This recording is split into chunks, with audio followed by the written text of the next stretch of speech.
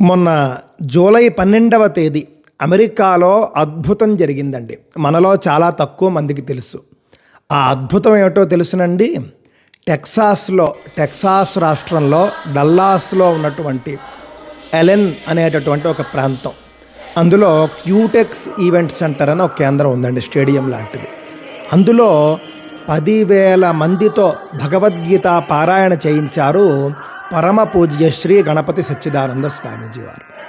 America లాంటి దేశంలో 10,000 మంది, అందులో కూడా 3,000 మంది భగవద్గీత కంఠస్థం చేసి పారాయణ చేసినటువంటి వాళ్ళు, 3 ఏళ్ల వయసున్నటువంటి బిడ్డతో మొదలుపెట్టి 85 ఏళ్ల వయసున్నటువంటి పెద్దవాళ్ల వరకు అందరూ కూడా 14 దేశాల నుండి ఆ పారాయణలో పాల్గొన్నారండి.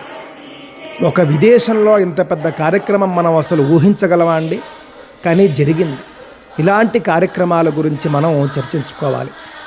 గణపతి సచ్చిదానంద స్వామీజీ వారు 2015వ సంవత్సరం నుండి ఎస్జిఎస్ గీతా ఫౌండేషన్ తరపున ఈ విధమైనటువంటి అద్భుత కార్యక్రమాలు నడిపిస్తూ ఉన్నారు.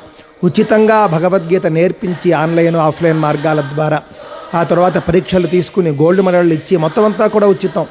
ఆ విధంగా వాళ్ళని ప్రోత్సహించి ఇప్పటిదాకా దగ్గర 20,000 మంది తయారయ్యారు. దత్తపీఠం తరపునే, ఎస్జిఎస్ గీతా ఫౌండేషను తరపునే. అందులో తయారైన వాళ్ళే ఈ పారాయణ చేశారండి. ఎంతో అద్భుతం.